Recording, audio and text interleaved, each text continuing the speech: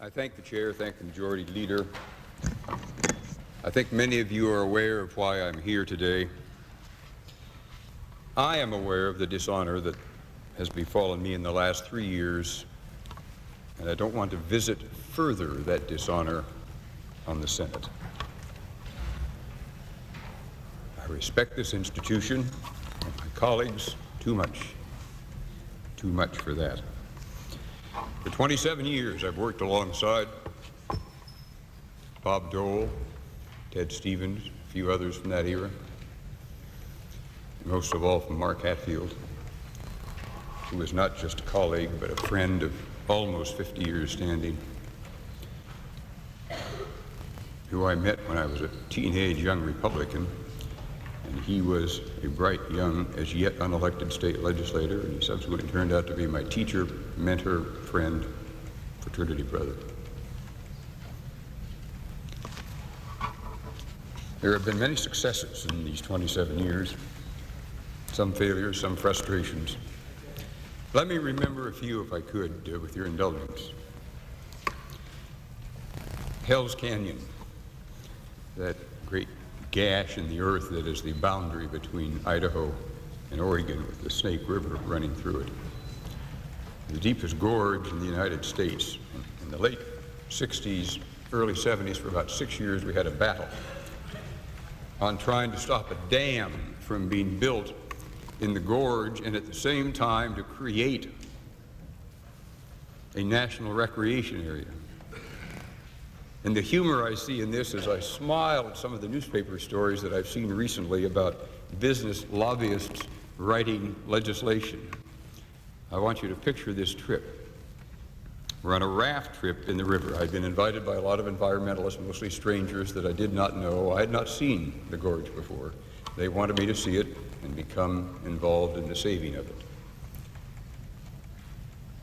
And one night around the campfire, and I believe it was Brock Evans, who I think is now with the Audubon Society, but then with the Sierra Club.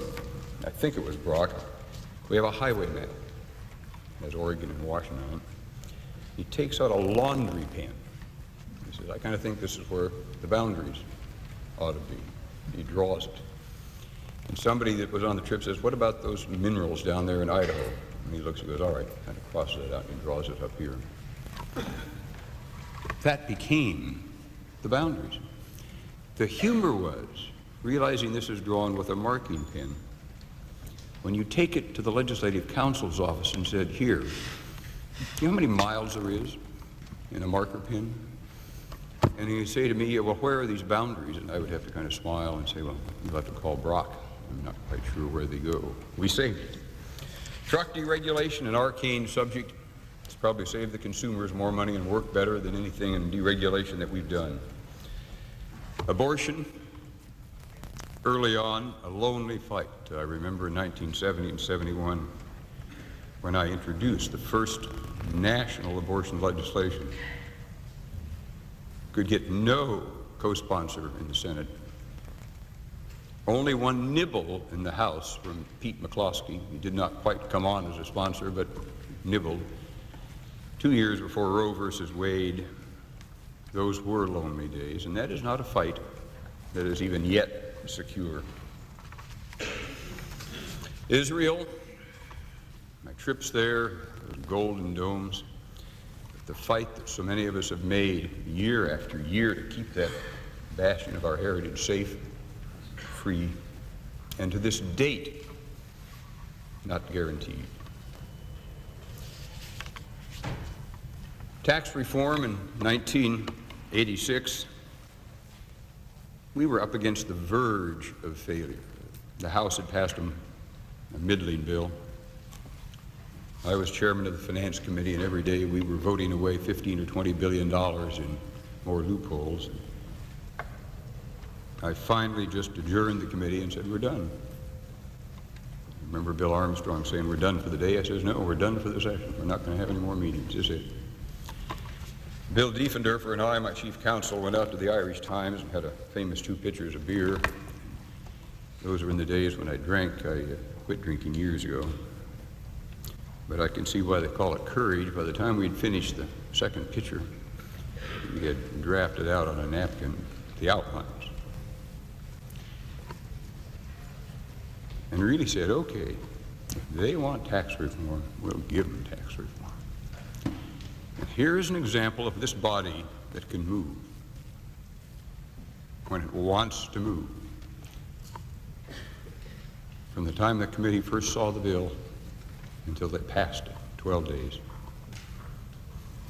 Pat Moynihan was a critical player in that, as 6 of us met every morning at 8:30 before the committee meeting. Passed the Senate within a month. So when people say this body cannot move, this body can move. Maybe some of the best advice I had came from Bill Roth's successor, John Williams, years ago, when he used the expression, we were having a debate in those days about the filibuster and cloture and how many votes. And in those days, I was in favor of lowering the number. I'm not sure, even though we're in the majority, I would favor that now, from 2/3 to 60 votes.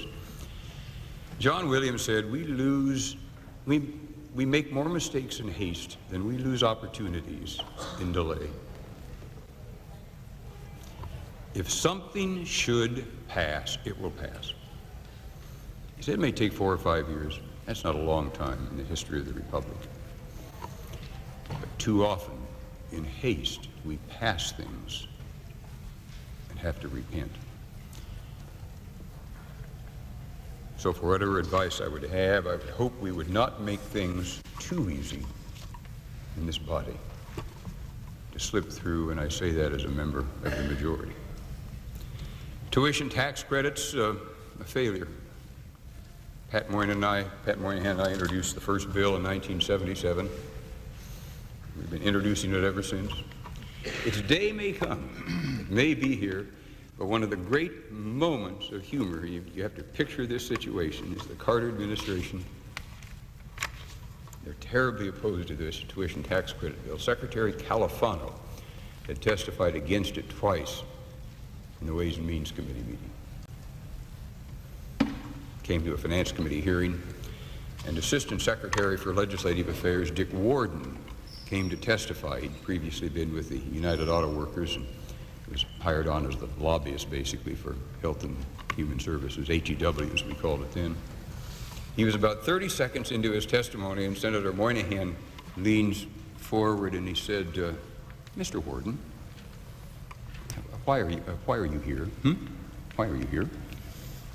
Mr. Warden goes, I am the Assistant Secretary for Legislative Affairs for the Department of Health, Education, and Welfare, and I'm here representing the Secretary and the administration. And Pat goes, no, Mr. Warden, I didn't do the emphasis right. Why are you here? Now, Pat says, Secretary Califano testified twice in opposition to this bill in the House. In this committee where there's a more favorable climate, to where is the Secretary today? Mr. Warden goes, well, I think he's in Cleveland speaking. Pat goes, well, where is the Undersecretary? Why isn't he here today representing the administration? And Mr. Warden goes, well, I'm not sure. And Pat's voice is rising. He says, and where is the Assistant Secretary for Education?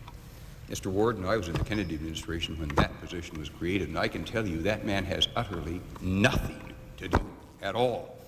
He could be here testifying today. And Mr. Warden, I'll tell you where they are. They're up on the 8th floor of their building, cowering under their desks, afraid to come forth and testify on the most important piece of education legislation that's been introduced in this century. And Mr. Warden, that is why you are here. Now, please go on. And poor old Mr. Warden barely went on. I've had more humor and education from Pat than probably anybody here. Friendships beyond count. The camaraderie is unbelievable. I look at John Chavey sitting back here, my squash partner. His secretary, about every 3 months, kicks out our squash matches. Over 15 years, it's 202 to 199. And his secretary not only kicks out the matches, but the games and the scores within the matches.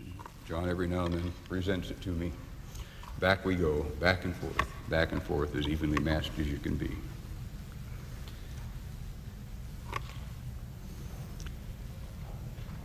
Some here, Senator Byrd would, Senator Exon would, some in my age group will remember General MacArthur's final speech at West Point. Duty, honor, country. It is my duty to resign. It is the honorable thing to do for this country, for this Senate. So I now announce that I will resign from the Senate, and I leave this institution not with malice, but with love. Good luck. Godspeed.